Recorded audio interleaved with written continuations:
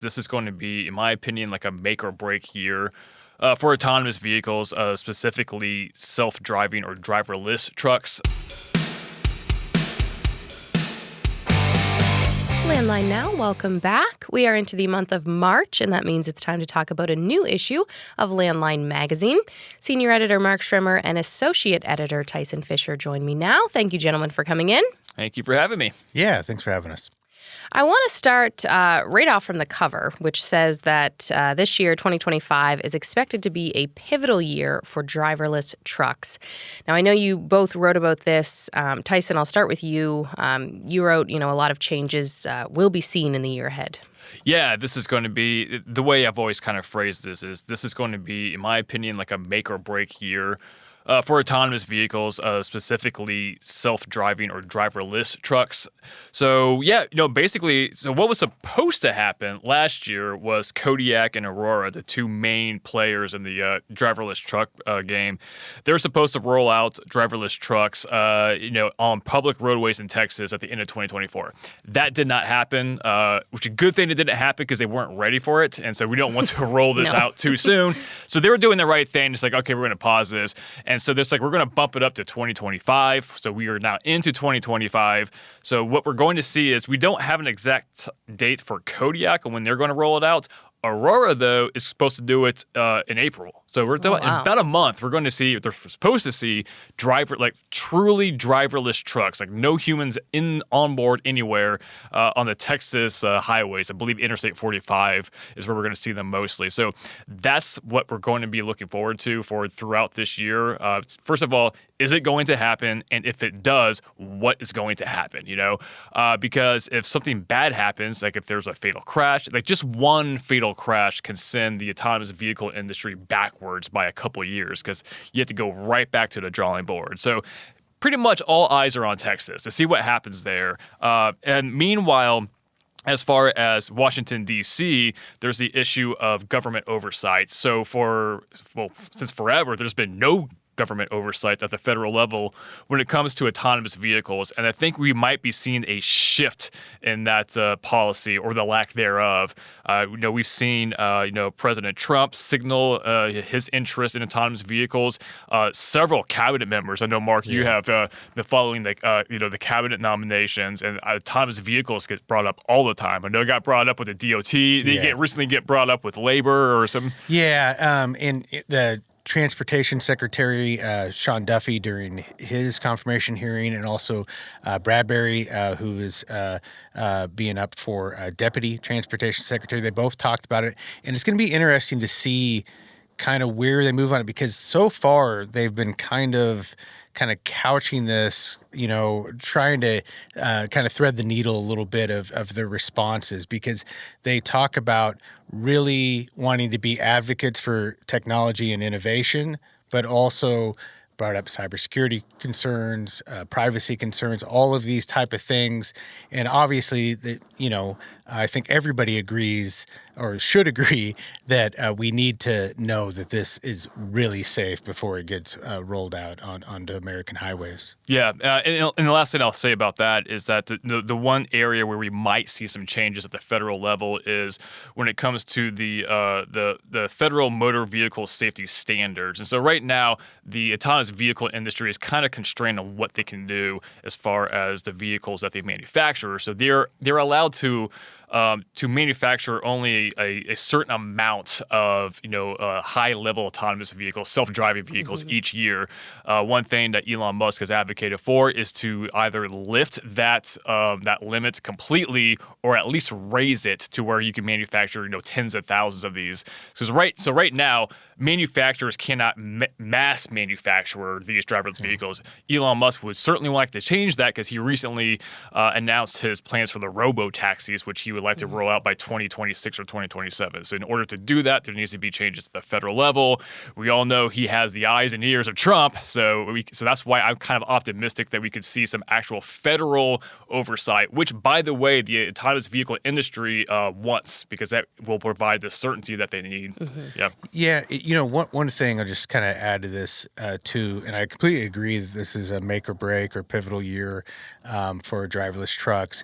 But even then, like, let's say on this Texas highway, they're successful on these roads. For my understanding, and you correct me if I'm wrong, Tyson, these are going to be basically dedicated routes and, basically straight shot sort of situations that we're talking about early on. That does not mean that a full scale over the long haul trucking, driverless trucks just all over the road, so going from California to New York is going to be a good idea. Right. Even if there aren't any incidents for the next 6 months or. Oh, for sure. Yeah. So it's going to be a very limited scope as far as the testing of these trucks. And so what we can glean from that would be very limited, But to that, though, I know our state legislative editor, Keith Goebel, wrote about all the state autonomous trucking rules. And so that can actually cause a problem for interstate deployment, because I know there's at least, I think, 5 states, so Delaware, Indiana, Maryland, North Dakota, Virginia, they all have a bill currently in their respective Congresses that would restrict self-driving trucks, specifically the trucks, or anything 10,000 pounds or more. So basically what they want is, if you want to test or deploy driverless trucks, there has to be a human on board, which would kind of render the driverless part kind of, pointless. So, but it's like you can test it with a human driver, you just can't deploy fully driverless. So those are just bills, those aren't rules yet, but there are at least a handful of states that want to do that, which, that would kind of screw up any plans for any type of interstate deployment, Now, switching to another popular topic, broker transparency. Mark, where are we with that?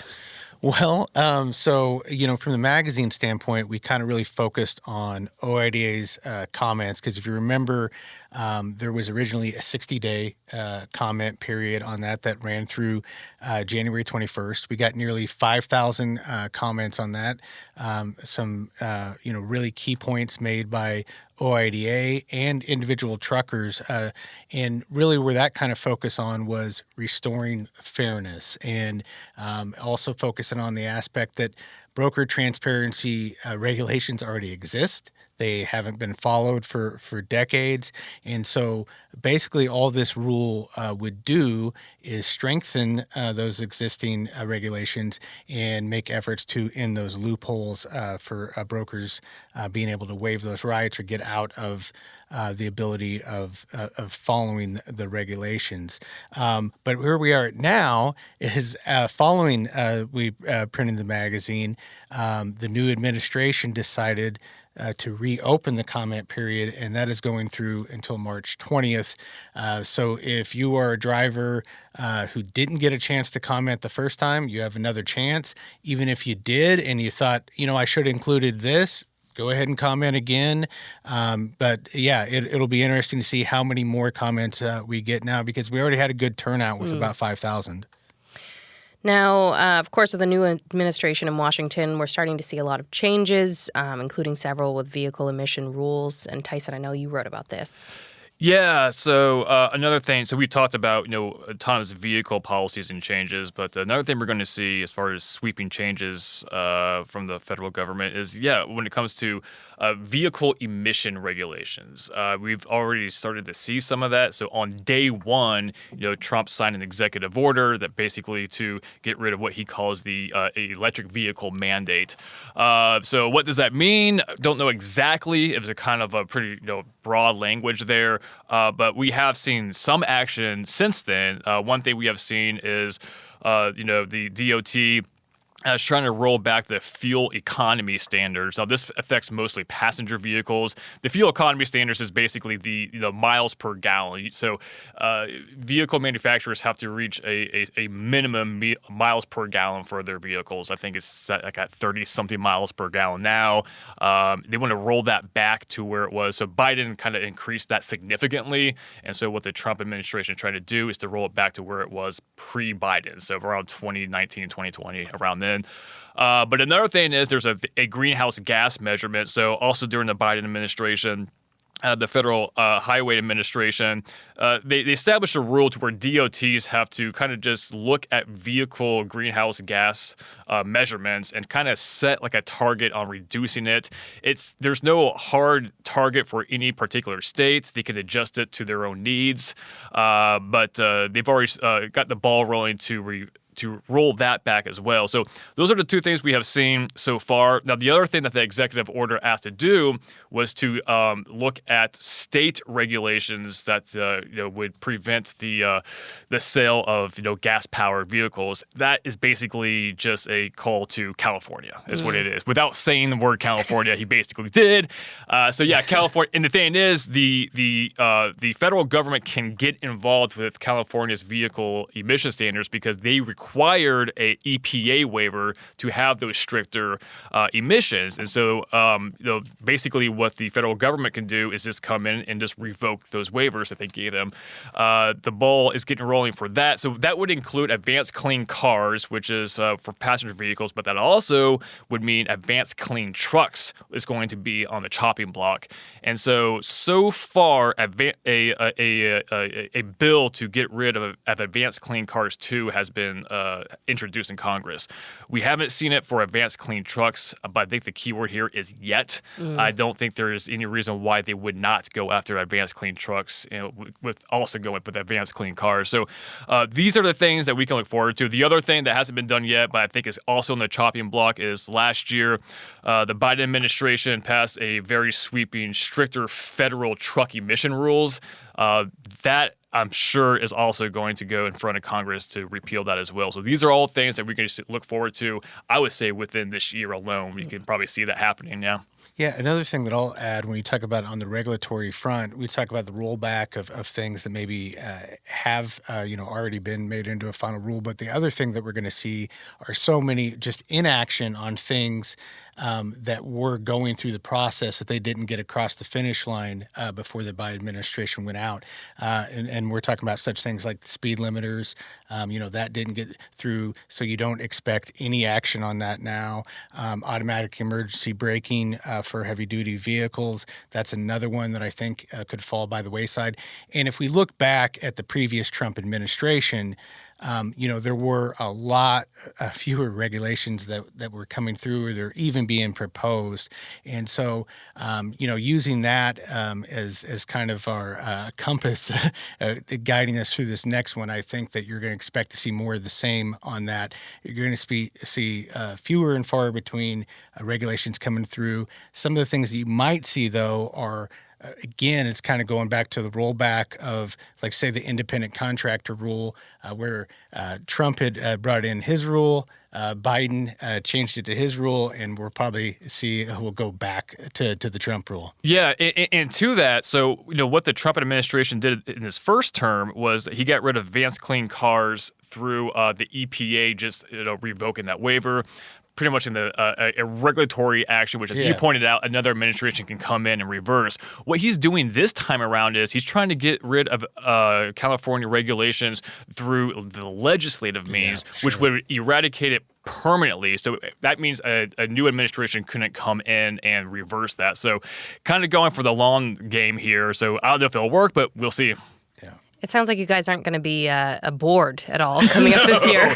Not at all. Not at all. No. How do you guys, there's a lot to cover. And with the new administration, it sounds like there's a lot of ping-ponging back and forth. And, looking back on Trump's first term, how do you keep it all straight? Just keep your head on the swivel.